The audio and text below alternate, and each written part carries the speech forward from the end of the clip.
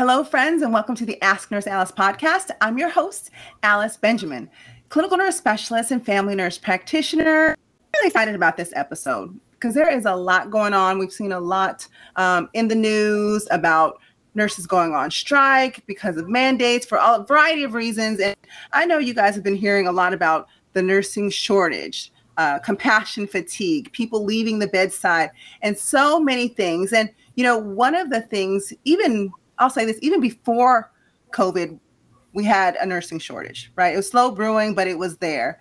And one of the ways that we handle being short-staffed in the hospital is we rely on travel nurses. So these are nurses who come in for certain periods, usually short periods of time, to fill in staffing gaps so that we can provide the great care that we need to our patients, and everything goes off without a hitch. Now, let me bring the pandemic back in. We've had, with the pandemic, I'll say this, there's been a lot of resources thrown out there to experience, to help fill in staffing gaps. We just need more healthcare workers out there because there's been an increase in demand of services. Now, I'll say this, but there's also, because agencies have been so desperate, they have been willing to pay top dollar for nurses to come in and to fill those gaps. Now, some of the core staff might feel some type of way about that. But you know what? Whether you feel some type of way about it or whether you're the person coming in making $10,000 a week, we're going to have a discussion. We're going to have a discussion with one of amazing travel nurses out there. And you guys have seen her all around on social media. I love her to death. She's the one and only Sarah Gaines, guys. Guys, please welcome her to the show. Hey, thank you so much for having me, Alice. I'm excited to have you too, because I just want to just cut to the chase. I usually do a little more of an intro, kind of set the stage up, but I just have so many questions I want to ask about this because I'm a nurse.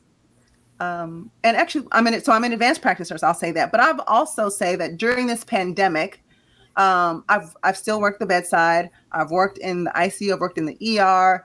And then in my advanced practice nurse role, worked at the COVID federal testing sites and all these things. So I'm seeing a lot of different things. But one thing is very clear. We are short-staffed. Not enough people coming in. And so we're trying to hire people, but it's hard to acquire staff, especially when we know that travel nursing seems to be very popular, especially more popular these days. So for those of the folks that are listening, because Sarah, we have nurses, we have doctors, pre-nursing, pre-medical folks, and then we also have kind of just general public, and they may not understand what travel nurses are. They're not nurses who just take care of people when you travel. That's not what this is. But travel nursing is like a big deal, a big to-do. So if you could tell us a little bit more about yourself and then how you entered into travel nursing and what you do as a travel nurse, I think that'll set the stage. Okay, perfect. Yeah, I'm excited to talk about what travel nursing is because many people have the misconception that travel nursing started during the pandemic. But I've actually been traveling for several years, and it is something that has changed my life. So basically, when I was a staff nurse for about 3 years. We were very, very short-staffed all the time. We had ridiculously high nurse-patient ratios, a very chaotic, busy and hostile work environment, and I had mandatory overtime. So I was just not feeling it. I was not happy for quite a while. But honestly, I had heard about travel nursing, but I thought it was too good to be true. I was like, what do you mean nurses are making twice as much pay, working the same amount of hours? I don't believe it. It just sounded like a scam to me. But ultimately, the straw that broke the camel's back for me, that kind of pushed away all of the fear because I was scared to do it for a very long time. But my dad was diagnosed with cancer. I was his hospice nurse for several months, and I took care of him until he passed away. And the day after he passed away, my manager called me and they wanted me to come into work pretty much immediately. And I asked if I could just have a few days off, and they gave me 1 week. So my dad passed away on Sunday. His funeral was the next Sunday, and I was required to come to work on Monday. Oh, no. And I just asked, please, I didn't even want a couple days off for that week. I was just like, I'll work the end of the week. Let me work Thursday, Friday, Saturday, because he obviously was a very important person in my life. And the answer was, no, we're short staffed. You need to be here. So I went to my dad's funeral on Sunday and arrived to work on Monday morning. And to be honest with you, I think that I had convinced myself that everything was going to be okay. I pulled it together. Everything was okay until I'm a labor and delivery nurse. So my patient delivered a beautiful baby boy. Everything went perfectly. And she called her dad in to say hello to his first grandchild. And I lost it. I'm not married. I don't have any kids yet. So of course, the first thing that went through my head was my dad and how we're never going to have that moment together. So before I knew it, I was literally on the floor in the fetal position, just completely broken down. And all of my coworkers, they were surrounding me, hugging me, telling me, Sarah, it's going to be okay. We're so sorry. And then my manager walks up to me. She puts her hand on my shoulder and she says, Sarah, you're making a scene. I need you to get up. You need to clean up this patient because there's another patient waiting in triage. What? No. And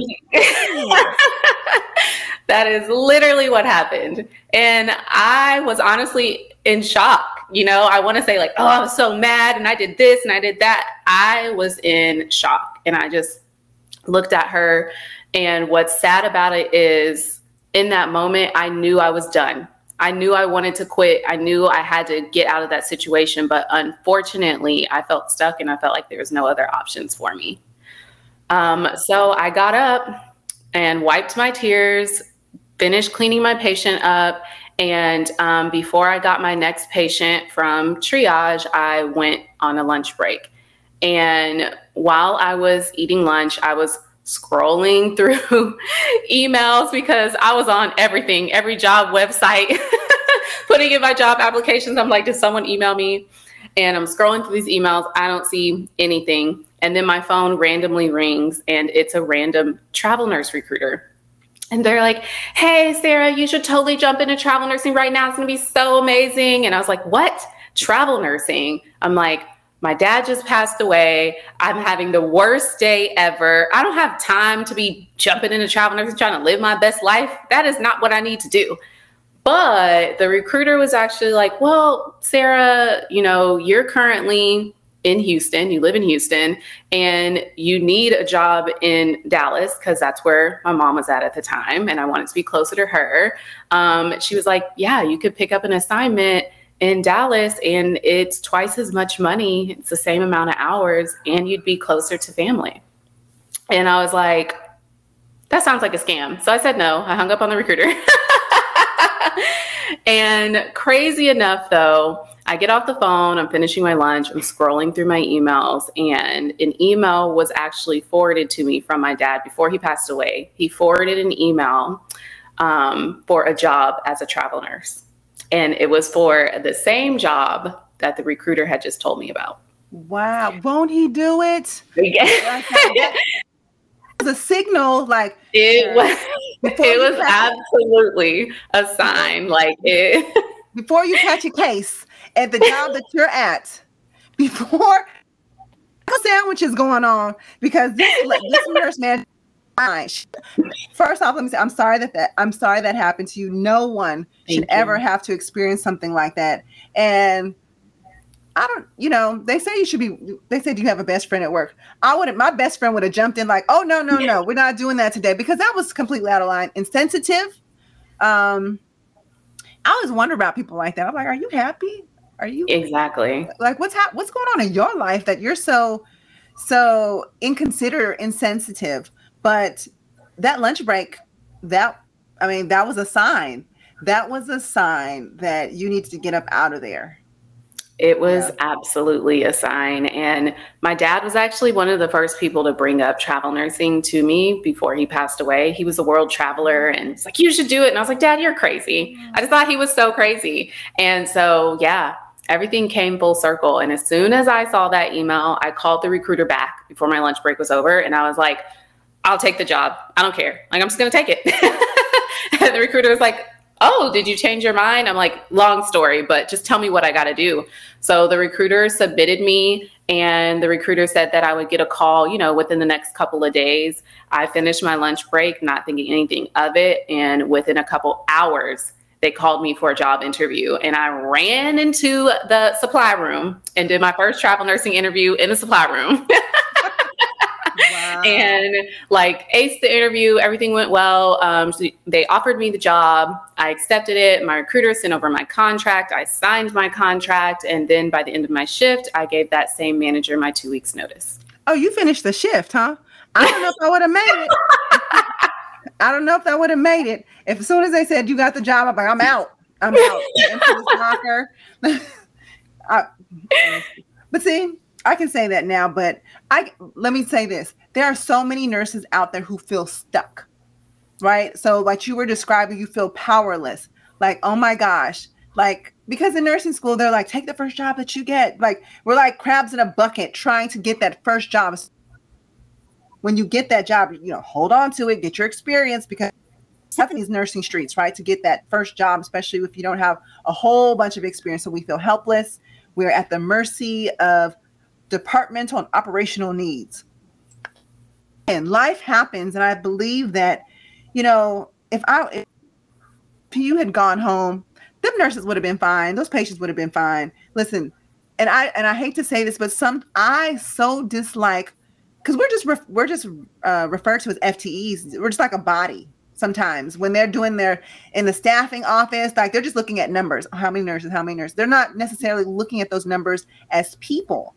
And I think that's where, you know, the nursing could do better with how they treat their staff. But it sounds like, you know, what there was a message sent to you. It was like, hey, Sarah, we're going to get you up out of here. Follow the light. This is the pathway.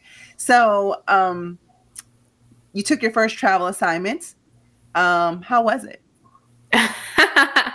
So my first travel assignment, and one thing I want to back up and say is it was very unfortunate that happened to me, that manager treated me that way. Absolutely. But the silver lining of it is it pushed me into travel nursing. I don't think I would have ever worked up the courage to actually do it. I think I would have made every single excuse to stay in my comfort zone. Even though I knew I wasn't happy, it was just like, I knew I was comfortable, basically. I knew what is that they say? Like the devil, you know, versus the unknown, some kind of quote. I don't know, but I was comfortable with where I was at. So long story short, my first assignment was actually a crisis rate assignment. Wow. Okay.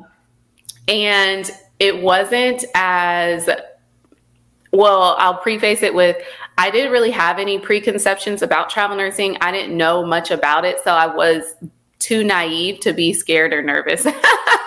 And so I just started my first assignment, and it was amazing. It was really amazing. I think, a question a lot of nurses ask me is like, you know, when do I know if I'm ready to jump into travel nursing? Mm-hmm. And my response is, you know, of course you want a minimum of 1 to 2 years of experience, but it's more about your skill set and the type of experience that you had.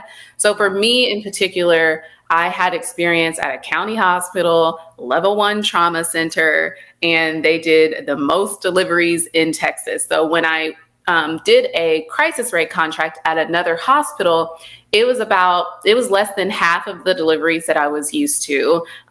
Their patients weren't as high acuity. So even though the nurses felt like they were in a crisis, I was like, oh, this is easy. Right. I was like, oh, I love this. I ended up staying at that contract for a year, and it honestly was such a blessing. The staff, they were so welcoming from day one. It's several years later, I still keep in touch with, actually went to a retirement party for one of the nurses that I met at that first assignment several years ago. I keep in touch with a lot of them, and it was a great experience, and it was a great introduction to travel nursing. And it wasn't even my plan to be a travel nurse forever. It was my plan to pick up a travel nurse assignment and see if I like it, and then apply to a permanent job. But then when I realized that freedom I had, because I had actually, in between contracts, I had bought a one-way ticket to Costa Rica, lived out there for a little bit, then came back. And I was like, staff nursing isn't going to give me that. So then I was like, okay, I guess I got to do this for real. Yeah, the freedom and the flexibility that comes with travel nursing is amazing. But let me back up to your first point. How did you know when you were able to travel? You are so right, because I think people, they see the highlight reel on social media with, oh my goodness, like she's in Costa Rica. Wait a minute, she finished her assignment. Now she's in Italy. Like, what's happening? Like, you're all over the place. It looks amazing. But to travel, you definitely have to have your skill set down, that knowledge, that experience, that tough, you gotta have a little bit of tough skin, and you have to just be resourceful. That's really it, the resourceful. So, I'll just share. So I've done some traveling as well, earlier in my career, but I'll say this. I worked in, medical, surgical ICU, cardiothoracic ICU, like all of this, mainly ICU. And then I was like, shoot, because level 1 trauma center, we did this kind of stuff, like really high level, high acuity, those type of things. And so when I took a travel assignment, I was like, oh no, I don't want to travel. I don't want to travel in like this ICU. I was like, let me travel as a tele nurse. And, so it'll be easier, because I was concerned. I was like, this is a lot of work. Although I could do it, I was like, this is a lot of work, and I don't want to work that hard. I need a break. And then I end up taking a travel assignment, smaller hospital. And I was just like, I was just doing my thing and whizzing around. I did not know. And you guys, listen to your recruiter, talk to your recruiter, because I did my first travel assignment. Why was I being in charge nurse and preceptor? Had no idea that you're not supposed to do that as a travel nurse without some type of premium or in there. But I'm doing all this, and then I'm dropping off a patient in ICU, and I'm giving a report, and the ICU nurses are looking at me like, because I wasn't bothered or nervous. I'm like, this person, okay, we're going to take them to ICU. They're like, you're an ICU nurse, aren't you? I was like, they're like, come on over. And then I started working in ICU, like, just, how they float you at work. Didn't say nothing to my recruiter. I just went from telling to ICU, and I did it all wrong, because there's premiums for specialties. So before you take on an extra duty at a travel assignment, just know you should be talking to your recruiter about what's happening. But I was prepared. They were, I felt confident when I'd step out on the floor. I'm like, okay, break room, crash cart, bathrooms, like some key things, right? And then once you've done nursing, it's like, what the end goal is. It might look, recipe might look a little different, might, just got to learn the players, but nursing is nursing. And as long as you're a good nurse, you care, and you do the right thing, then you'll be successful at travel nursing. Yes, 1,000%, 1,000%. But now, Sarah, let's talk about this though. Sometimes these travel assignments, you can be the best nurse and you can be resourceful and all those things, but sometimes those assignments are still just crappy. I mean, can you tell us about a time where you've taken a travel assignment and it was like, oh Lord, when is these 16 weeks going to be over? Like, I will say, I want to preface it with, of course, everyone's experience is different, but for me personally, I've done about 20 contracts, and there's only 2 that I just hated, that I just had to get out of. However, everyone's experience is different. I feel like I'm kind of nonchalant as a nurse. But the one assignment that I was absolutely miserable at, surprisingly, yes, it was unsafe. That was part of it. But honestly, the biggest part of it was that the staff was just so toxic. Oh. And I just feel like that's 10 times worse to deal with. I can deal with a heavy assignment, but constantly dealing with toxic nurses. And then for me, I was early in my travel nursing career. I wasn't as charismatic and as outgoing as I am now. And so I spent majority of my time at work, and it made me really sad that I didn't make any friends at work, because I would go to work and then I would go home, and I was in this unfamiliar city and I didn't know anyone. So I would just be at home all alone every single day. And then I would go to work and everyone at work just didn't like me. So it was a very hard assignment for the first couple of months. And then I actually ended up extending, which is crazy, but that's when I learned about myself. I was like, no, I'm not going to extend. They're like, please, can you stay? I was like, no, there's nothing you can do. And they're like, well, it was right around the holidays. So they were like, well, we'll give you a week off for Thanksgiving, a week off for Christmas, a week off for your birthday in January. You can do self-scheduling and we'll double your pay. And I was like, okay, I'll extend. Wait, so it seems like there was some negotiation that happened. So again, for those of you guys who are just tuning in or, listening to this, we're talking to Sarah Gaines about, her experience as a travel nurse. Some people don't know that you can negotiate your travel contracts.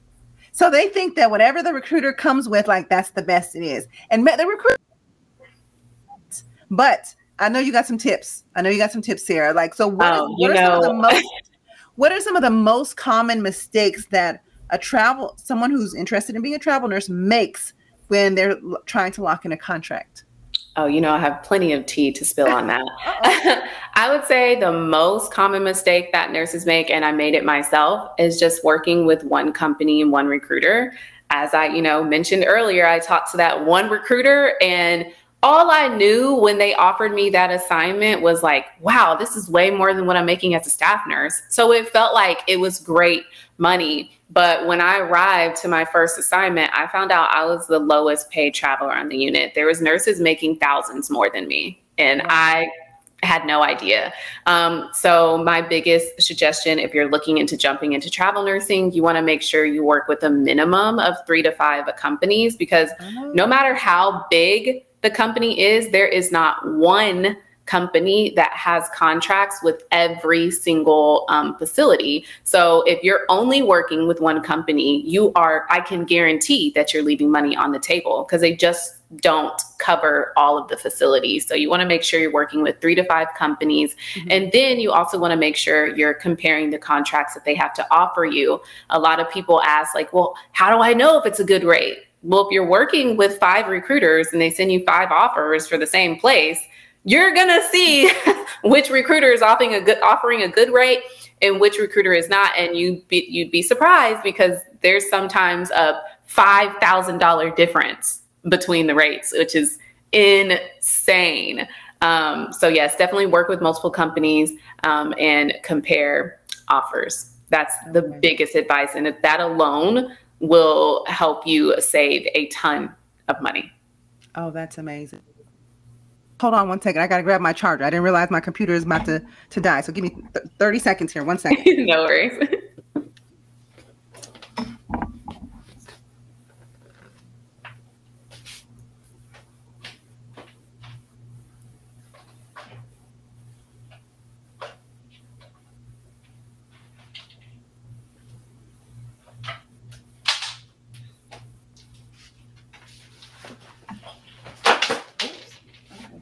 Well, that fell. I was sitting here watching the thing. I was like, oh, please don't die in the middle of her answer. Please don't. Okay. Okay. I gotta make sure I just have that plugged in all the time. Okay. Alrighty. So let me get back in my little corner. Okay. So we're picking back up. Okay, Sarah. Now, you just said that people are leaving thousands of dollars on the table. Is it reasonable for me as a new travel nurse to really expect kind of those really high paying assignments initially? Or is that kind of a luck of the draw because you've been doing this for a while?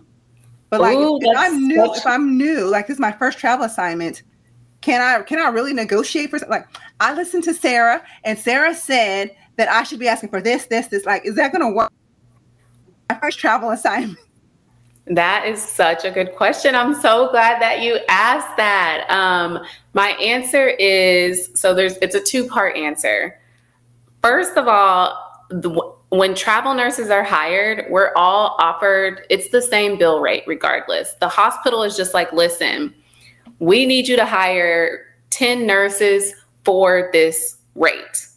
It's the same. It don't matter whether you have 1 year of experience or 50 years of experience.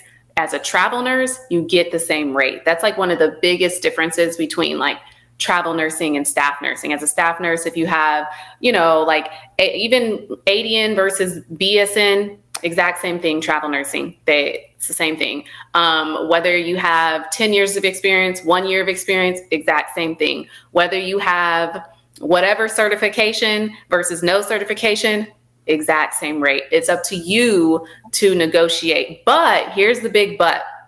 Having that experience, having those certifications, having experience as a travel nurse makes you more likely to land the job. But once you actually land that job, if they've sent you the offer, the playing field is even. So you should absolutely negotiate. So and thank you for that. Now let me ask this question. This opposite end of it. Now, if you're someone who's an experienced, you have tons and tons of experience, because when you work at a hospital, they pay you for like, oh, you went back to school, you have the certification, you have all of these incentives, and then just tenure being at a hospital. You can be high on the salary list. Is there ever someone who has that much experience, if you're just looking at salary, where travel nursing may not be lucrative to them? Is that a case? I highly doubt it. And this is just me going from my experience. So I'm a nurse who started in Texas, and I know many of the nurses who were capped, at the highest. Their highest, I think, was their highest hourly rate, I think, was like 52, and they were capped. And they'd been worked there for over 20 years. And me as a travel nurse, it's been years since I've worked for less than $100 an hour. Wow. Nice. That is pretty amazing. Okay. I hope y'all are taking notes. Are you guys taking notes? You guys make sure you follow her. Okay. We gotta get all of this. Now let's say, and this is the weird thing, because you said an hourly, but it actually is rather complicated when you break down your salary. And listen, y'all, I learned that from my first travel assignment. I was so confused. They're like, okay, well, we're going to give you a housing stipend, but we're not you. And then if we calculate this and like, oh, you're not taking the benefits. Okay, well, we're going to give you this. And like, it was this very complicated formula to get to my salary. Anyway, any tips for making that easy to understand? I will say, I'm glad you brought that up, because honestly, I would say that's the second most common mistake that I see travelers make, is not understanding their pay breakdown, because it's not the same as when you're a staff nurse. But the easiest way to describe it is, if you're a staff nurse, you have your hourly rate. Like, say you're getting paid $50 an hour, and that's it. You get paid $50 an hour, you get your check, and taxes are taken out of it.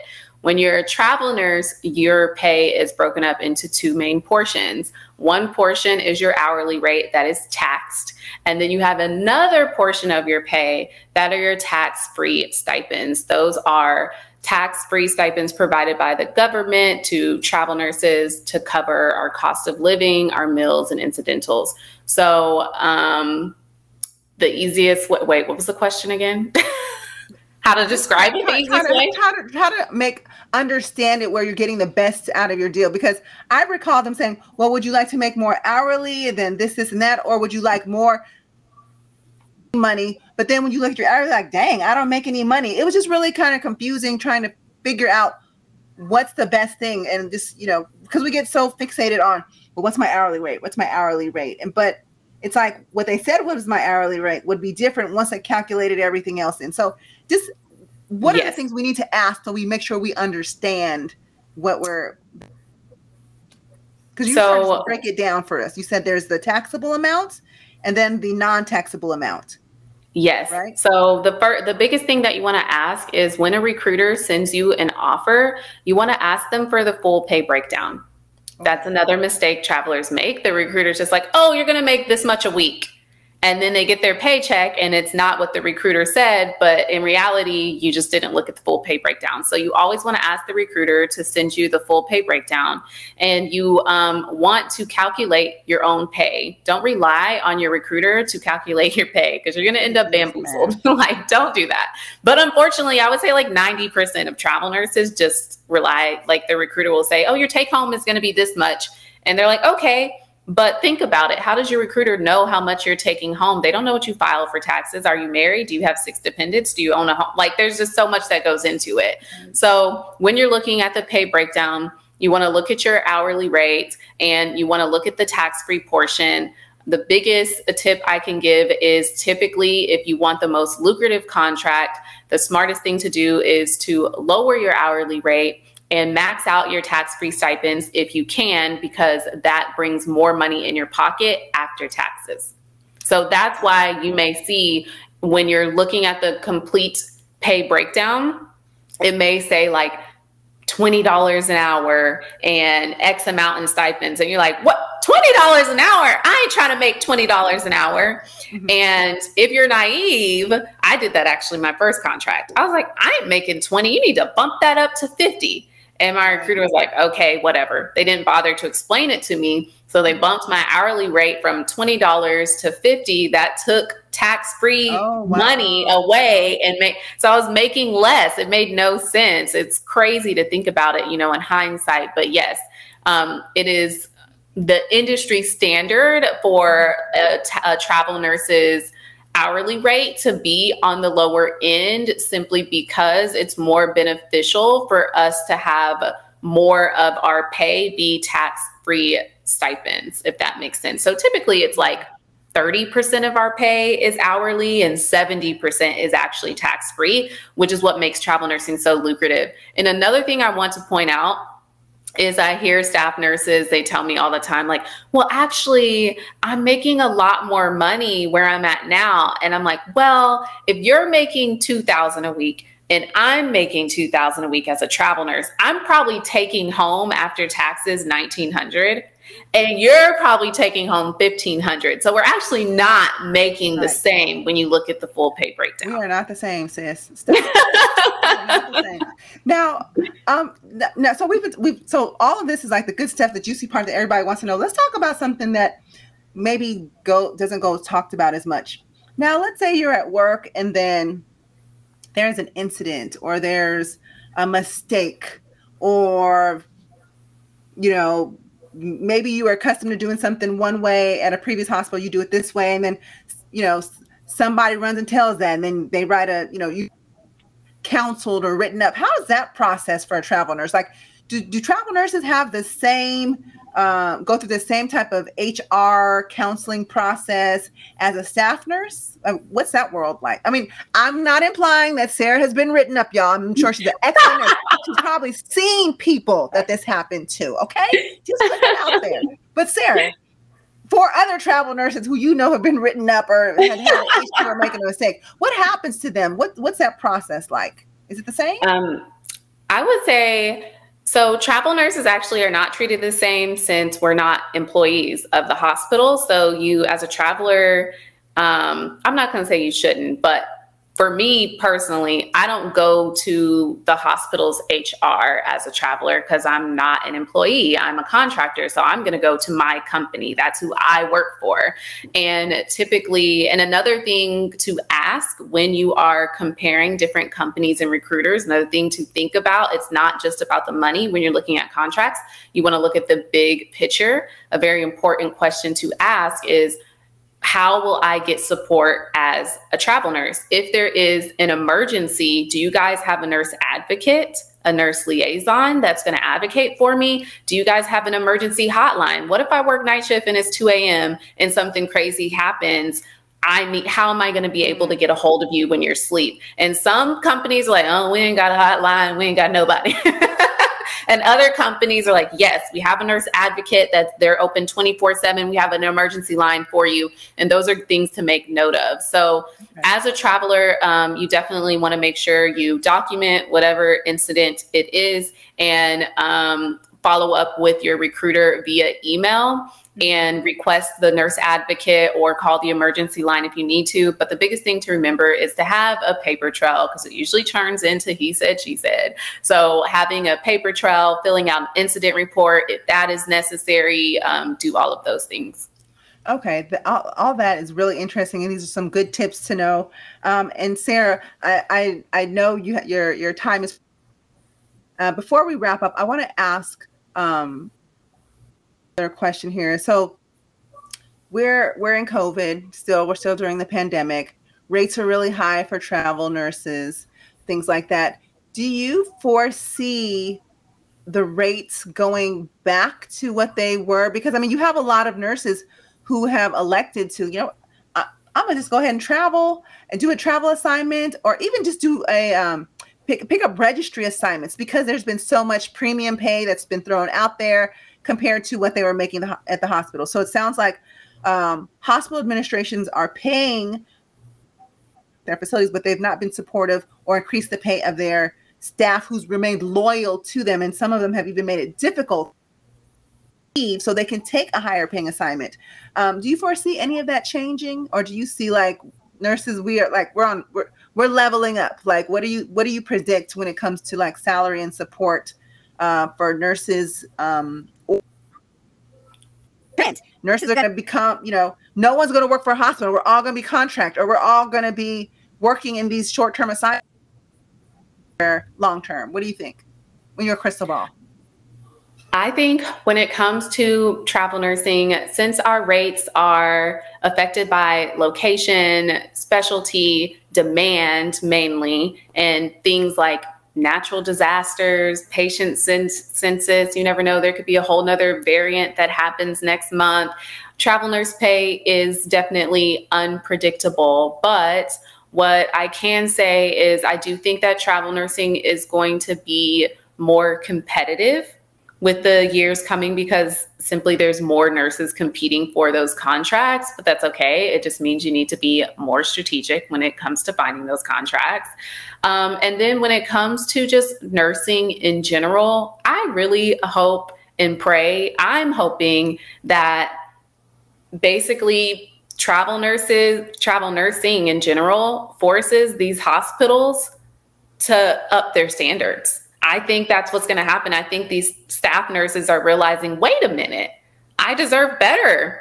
I do deserve to have I want my PTO. I'm tired of it being denied, and I shouldn't have to work mandatory overtime. And I do need to get paid more money, and, and I should be getting paid crisis pay. I mean, think about it. That's the only reason why staff nurses started getting paid crisis pay, because it was like, wait a minute, these travelers are getting paid crisis pay. So I hope that those conversations keep happening, because I think all nurses should get the pay that they deserve and the freedom that they deserve. Unfortunately, I know so many nurses are passionate about their career, and they're walking away because it's just so much going on. So I think hospitals are going to be forced to treat us better, and travel nursing is raising the standard for staff nurses. So that's what I hope. I hope it raises the standard. I hope so too. And as a profession that's predominantly women, I think some of that is why that contributes to why there's been such a disparity in pay, even from the beginning, right? And look at this. We are trusted with. How valuable is that? Now, listen, healthcare, it is a business. Many of us enter it because we care about people, but it is still a business at the end of the day. And if you think of all of the demands of nursing and everything that we're doing, it's high stakes. We're short staffed. There's a high demand of healthcare, people who need healthcare services. We really should, we deserve to be compensated fairly. So this is going to be an interesting discussion to see how all of this plays out. And we also need more nurses in the C-suites and running hospitals to help guide many of these conversations and put these changes in place. So thank you so much, Sarah, for weighing in and sharing, schooling us all day on some of those important things and conversations we need to know for those who are exploring travel nursing. I think everyone thinks it's all glitz and glams, but there's definitely a lot you need to know about from negotiating your contract, asking for, is there going to be support for me, and how to handle maybe some of those tough situations on the unit. But hey, I love the freedom that you get between your assignments. And I think, this conversation will definitely empower nurses to not feel stuck, right? Yes, you're never stuck anywhere. Travel nurse, staff nurse, you don't have to be stuck anywhere. Like you just said, Alice, these hospitals are businesses, and as nurses, we're their biggest asset. So remember that. Right. We're just the largest segment of the healthcare workforce. I'm just saying, I mean, if we all said not today, listen, the whole world's going to halt. But Sarah, real quickly, before we go, can you tell people what you're working on and where they can find you and follow you on social media and other things like that? Of course, you can find me at Sarah_Gaines on Instagram, also known as the Six Figure Travel Nurse. If you want travel nurse tips, daily inspiration, definitely follow me on Instagram, turn on your notifications, and watch my stories because I'm always spilling the tea. And as usual, I'm working on the Six Figure Travel Nurse course and community. If you're interested in learning more about travel nursing and how you can leverage it to accelerate your career and use it as a stepping stone, you can definitely enroll in the travel nurse course when it opens. Thank you so much for your time. We appreciate you. We appreciate everything you're doing. And I love your social media. Listen, guys, you got to follow her on social media. I love the videos, especially. I mean, they're informative and they're real life. Like I relate to like, oh, that's me. That's me. I'm feeling that. I mean, and and laughter goes a long way. So it's kind of good that Sarah's able to poke fun at us in the profession. That, we can smile, but then we're like, take note, take note. Listen, that's what I try to do. I try to do get a little laughter, but also squeeze in a little bit of education. And AKA read you going on and what you need to do. But thanks so much, everyone, for tuning in to the Ask Nurse Alice podcast. Thank you so much to Nurse.org for presenting it. You guys, if you haven't already, make sure to visit Nurse.org. Tons of great information. Everything and anything from before you get in nursing school, you're in nursing school, want to study for the NCLEX, maybe you've been a nurse for a while and you're ready to pivot. So many great pieces of information on there. Check them out. And then for myself, follow me on social media at Ask Nurse Alice. And if you want to send your questions, your comments, you can email me at nursealice@nurse.org. Would love to get your feedback. And hey, maybe you can be our next guest on the show. So make sure to share the podcast with your friends and family. Sharing is caring. Subscribe, like, rate, review, all of those good things. And until next time, make good choices, be kind to one another, and live well, my friends. See you later. Thanks, Sarah. Thank you for having me.